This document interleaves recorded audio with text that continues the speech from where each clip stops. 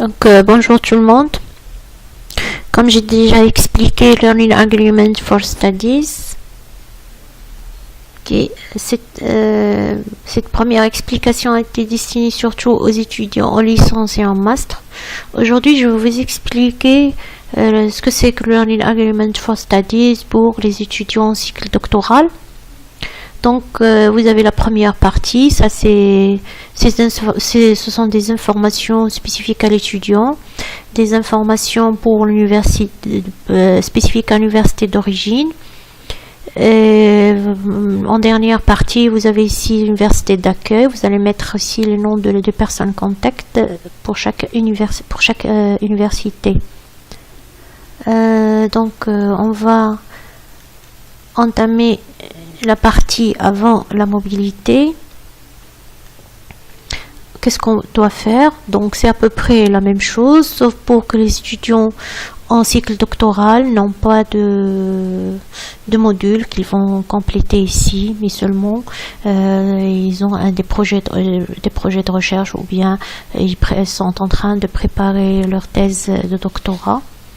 Donc ils doivent mettre ici une description de leur activité de recherche. Bien sûr, ce qu'ils veulent faire comme recherche dans l'université d'accueil, c'est ce qui est très important. Il faut être bien sûr spécifique, il faut être clair et très précis. Comme j'ai toujours dit, qu'il faut être très précis dans quand vous êtes en train de décrire votre plan de recherche. Il faut être, bien sûr, avoir l'idée, votre idée doit être très claire, et ça c'est très important pour vous. Vous allez choisir dans votre thèse, bien sûr, ce que vous êtes en train de préparer. Vous avez bien sûr plusieurs points. Vous allez choisir les points, bien les recherches ou ce que vous voulez vraiment faire dans cette université d'accueil. Ça ne doit pas être trop long, mais ça doit être très précis. Vous allez mettre ici, bien sûr. Ici, c'est la même chose. Vous allez mettre c'est quel semestre, automne et au printemps. Ici, c'est le nombre ECTS. Ici, ou équivalent, bien sûr, vous n'allez rien mettre ici puisque vous n'avez pas de crédit ici. Vous ne pouvez pas mettre les crédits ici puisque vous travaillez sur des projets ou des sujets, votre sujet de recherche. Planned period of the mobility, là vous allez mettre la période du où quand vous allez commencer et quand vous allez finir.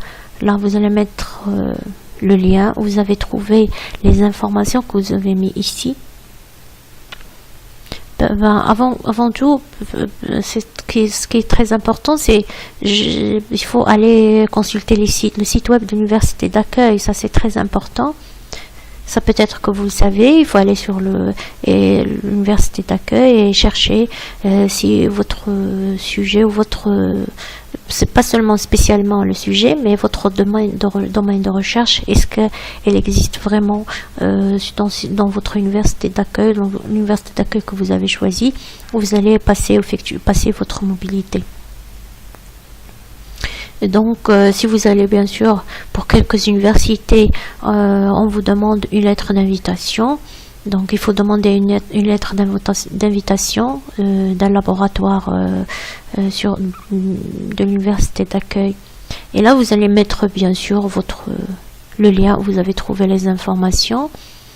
Ici, vous allez mettre la langue avec laquelle vous allez travailler dans votre université d'accueil, soit l'anglais, soit le français, soit l'espagnol, et votre niveau bien sûr de langue. Comme j'ai déjà expliqué, vous ne pouvez pas mettre ici native speaker puisque c'est pas une langue, c'est pas le français, l'anglais, l'espagnol, c'est pas notre langue maternelle.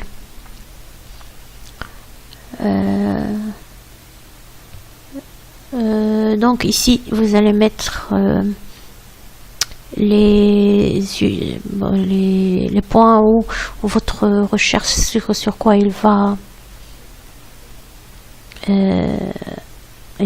porter ici dans votre, bien sûr pour tous les learning agreements, ce que vous mettez ici comme information dans votre université d'accueil ou ici dans votre université d'origine doivent être à peu près les mêmes. Ça doit être les mêmes parce que c'est très important de travailler sur des sujets de recherche qui doivent être les mêmes.